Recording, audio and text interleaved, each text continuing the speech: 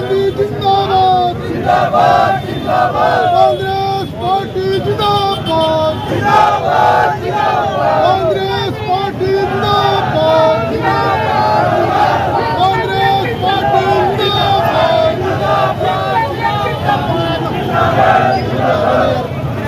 अरे मोदी अडानी भाई भाई, मोदी अडानी भाई भाई, मोदी अडानी भाई भाई, मोदी अडानी भाई भाई। राहुल तुम संघर्ष करो, राहुल तुम संघर्ष करो, हम तुम्हारे साथ हैं। राहुल गांधी जिंदाबाद जिंदाबाद जिंदाबाद, राहुल गांधी जिंदाबाद जिंदाबाद जिंदाबाद।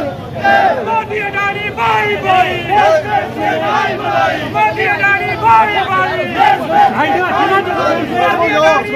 भाई, मोदी अडानी भाई भाई, मोदी अडानी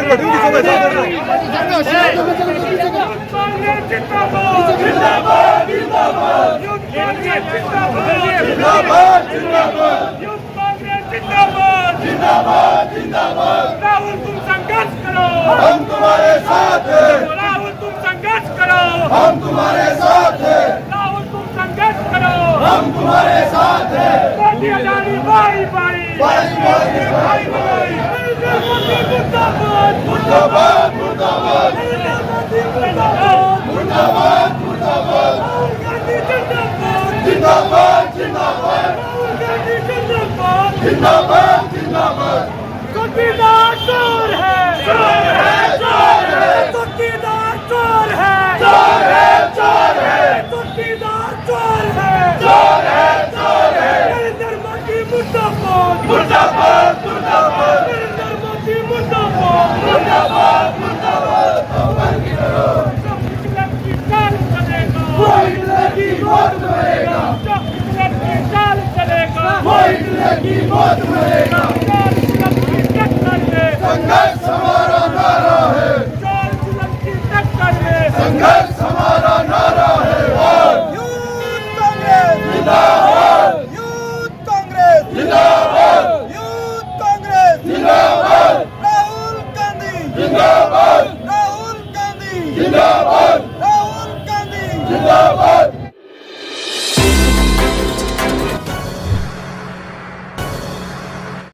आज यूथ कांग्रेस का मसाल जुलूस निकला है।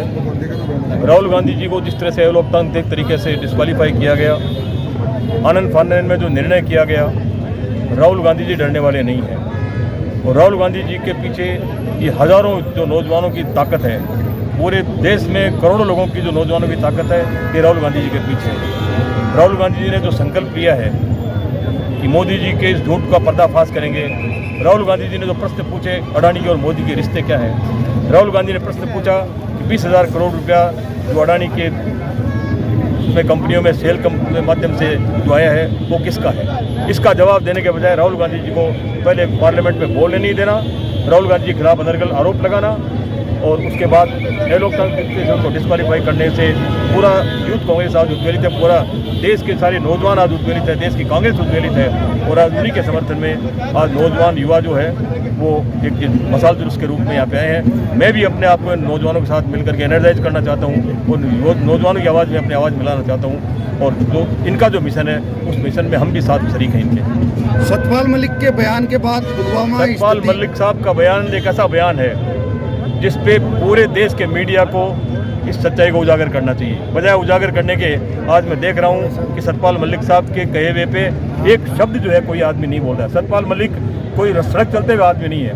सतपाल जी मलिक वो शख्स हैं जो बीजेपी के कद्दावर नेता रहे हैं, जो एक नहीं कई स्टेटों के जो गवर्नर रहे हैं और गवर्नर रहते हुए माननीय प्रधानमंत्री जो नरेंद्र जी मोदी हैं उनके भी नज़दीकी रहे हैं। उनका ये आरोप लगाना कि जब मैंने उनको इस बात की जानकारी दी कि हमारी गलती की वजह से ये जो पुलवामा का हादसा हुआ है, सीआरपीएफ ने देश के गृह मंत्री से 5 प्लेन मांगे कि इतना बड़ा कैनवॉय जो चल रहा है तो इससे खतरा है और इनको इनपुट भी मिल रहे थे कि जब कैनवॉय चलेगा तो निश्चित रूप से कहीं न कहीं कोई घटना दुर्घटना हो सकती है। बजाय उनको प्लेन मुहैया कराने के और नेगलेंसी बरती, ये इंटेलिजेंस फेल्योर है। सतपाल जी मलिक साहब का स्पष्ट ये कहना है कि इंटेलिजेंस फेल्योर थी ये, और इंटेलिजेंस फेल्योर के साथ साथ जिस तरह से उसकी इंक्वायरी होनी चाहिए थी, इंक्वायरी होने के बजाय सतपाल जी मलिक का ये कहना कि मैंने जब प्रधानमंत्री को कहा कि प्रधानमंत्री जी हमारी गलती है, प्रधानमंत्री जी ने एक क्षण विलंब किए बिना ये कहा तुम चुप रहो, इस बारे में तुम्हें कुछ नहीं बोलना है। और सतपाल मलिक जी को प्रधानमंत्री के बाद हमारे देश के NSA जो अजीत डोभाल जो है, उन्होंने भी इन्हीं शब्दों में उनको कहा कि आपको इस बारे में कुछ नहीं बोलना है, और यहाँ तक उनको पाबंद किया कि यदि आप इस बारे में कुछ ज़्यादा बोलेंगे तो मैं आपसे मिलना बंद कर दूंगा। ये एक यक्ष प्रश्न है जो पूरा देश जानना चाहता है कि आखिर CRPF के उन नौजवान जो 40 नौजवान जो शहीद हुए हैं, उन माओं के बेटे शहीद हुए हैं, उन बहनों के भाई शहीद हुए हैं, उन पत्नियों के पति शहीद हुए हैं, पूरा देश जानना चाहता है कि उनकी शहादत की क्या कीमत तुमने चुकी।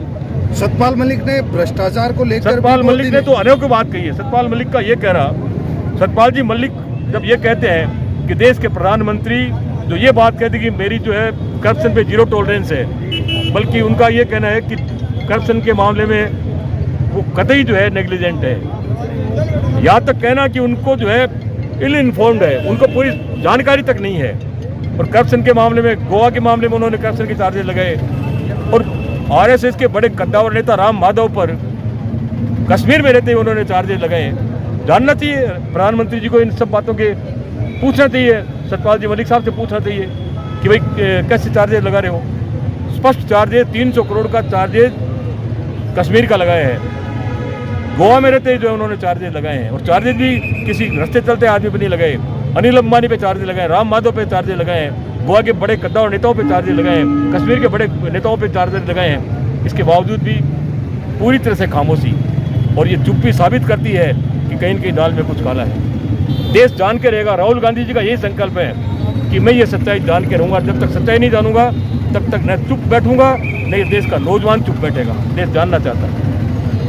आज सीकर जिला यूथ कांग्रेस के द्वारा मशाल जुलूस निकाला जा रहा है। जिस प्रकार का वर्तमान में माहौल बन रहा है कि संवैधानिक संस्थाओं का दुरुपयोग हो रहा है, महंगाई चरम पर है, बेरोजगारी बढ़ रही है और संवैधानिक संस्थाओं का दुरुपयोग किया जा रहा है। और तो और किस प्रकार से हमारे नेता राहुल गांधी जी की एक कोर्ट की वजह से, जिसका मतलब पहली बार में समय नहीं दे करके कोर्ट को के समय के से पहले लोकसभा की सदस्यता निरस्त की गई है।